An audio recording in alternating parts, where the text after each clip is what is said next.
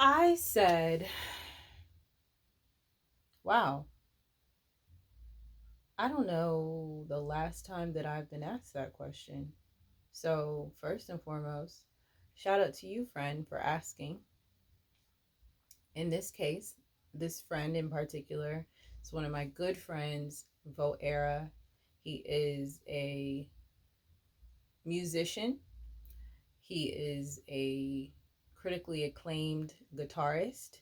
He is a part of Hypnotic Brass, which is a world touring band of brothers and brethren, pure dopeness. If you don't know who they are and you care about jazz instruments and how they sound when they hit your ears, go check them out. Super dope. Um, but Vo is he's my friend, and so we've been good friends. I would say since like when I moved to New York is when we knew each other prior, but definitely became closer once I moved to Brooklyn. And,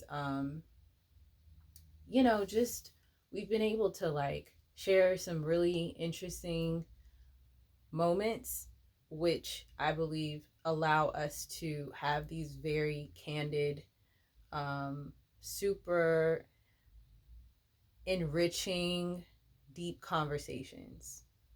And my answer to him was that after a pause, because he asked those questions that'll make you think. I said, I believe that I am working on becoming content, and I believe that when I reach that point of contentment, I will truly be a happy person. Now, I do experience happy moments quite a bit, and I'm here for it. But I also experience low moments, just like anybody else, right? And I'm a very emotional person. I emote, and I am also an empath. So I feel a lot of emotion from others. And because of that, I can get really charged up. And so as I have grown older, wiser, like I've realized how important it is for me to be in tune with my feelings, in tune with my environment, and to do my best to curate that so that I am often in a space of contentment. I don't think it's healthy to not be aware, right? So I've definitely grown as far as like self-awareness, and then like what does that mean when I show up in the world? The happy moments like can take me on cloud 20, all right? And the sad moments can paralyze me like if I'm not careful. That's that's literally the high and low for me. And so understanding that about myself is like where the whole research to get to the point of understanding like what does mental fortitude mean, what does that mean for me, and that is the work that I started really tapping into back in like 2018 2019ish, which is what led me to write my book, Flourish or Die. Now, the mental fortitude recipe that I talk about in there is really what I would say informs how I'm able to answer this question by my goal of trying to move towards a space, an occupation in the space of being content. It's about a balance. Maybe I understand that because I'm a Libra. And our sign is scales. We love to be in balance. Um, I understand just as many times that as I will experience ultra highs. Um, I also know that the lows are inevitable. And because of that, it's important that I get myself trained, if you will, to really understand the highs and the lows. They're inevitable, and ultimately, it's about staying the course. Now, in my book, I talk about that very much in the space of entrepreneurship. But when I'm in conversation with a lot of my friends, close friends, and we are having these conversations, we're definitely talking about both sides, not just business, but also personal. And really, what it often boils down to is like, where are you creatively?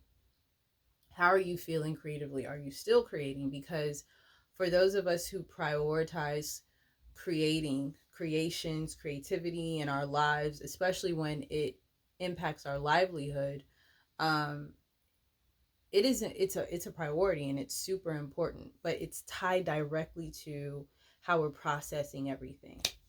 If you're creative, you know what this means. And when I say when you are creative, technically all of us are creatives, but some of us are tapped deep into our creative space and some of us are not. um for those of you who are, and you understand what I'm saying, like you get it,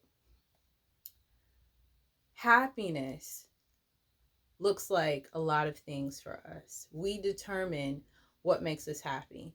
For me, I really realized that when I would look at my account, my bank account, and there was nothing in it, but I wasn't, it didn't stop me. I did not allow the fluctuation and the balance of my account to interrupt me in what I felt like I was working towards purpose. A lot of people in this world truly evaluate their happiness by the balance of their accounts. And that's real. I'm not knocking you. I'm not trying to act like I'm too good because I'm not necessarily in that space anymore. But what I have realized is that, like, you have to find where your happiness stems from outside of dollars and cents. It doesn't mean that dollars and cents don't matter. To some people, it doesn't. To most of us, it does, because it allows us to participate and do things that make us feel good, that make us feel happy, right? Um, but I challenge you to think about it.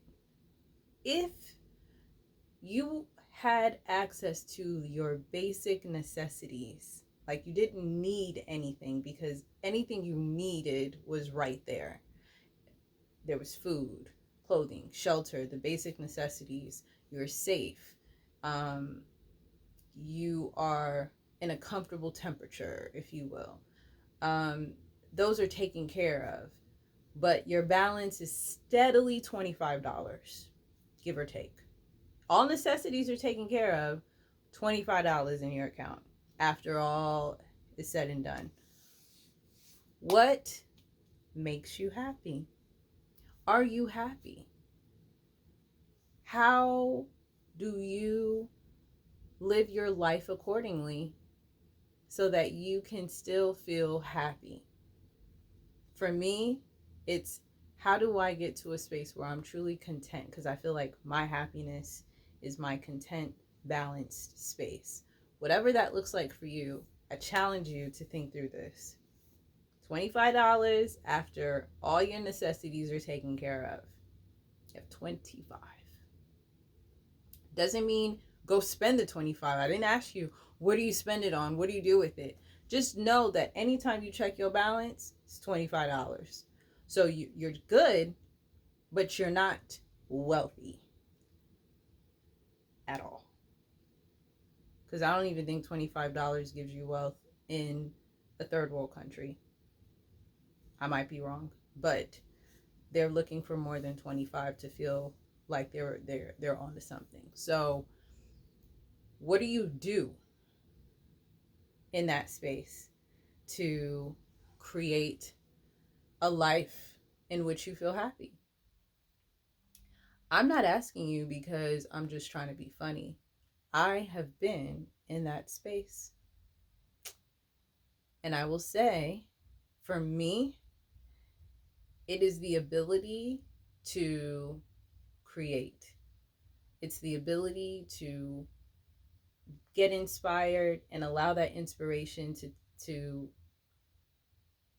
I don't know, manifest into something that I can actually create, that's tangible, that I can feel, that I can touch, or I can have an idea and impart that idea and it means something, it holds value.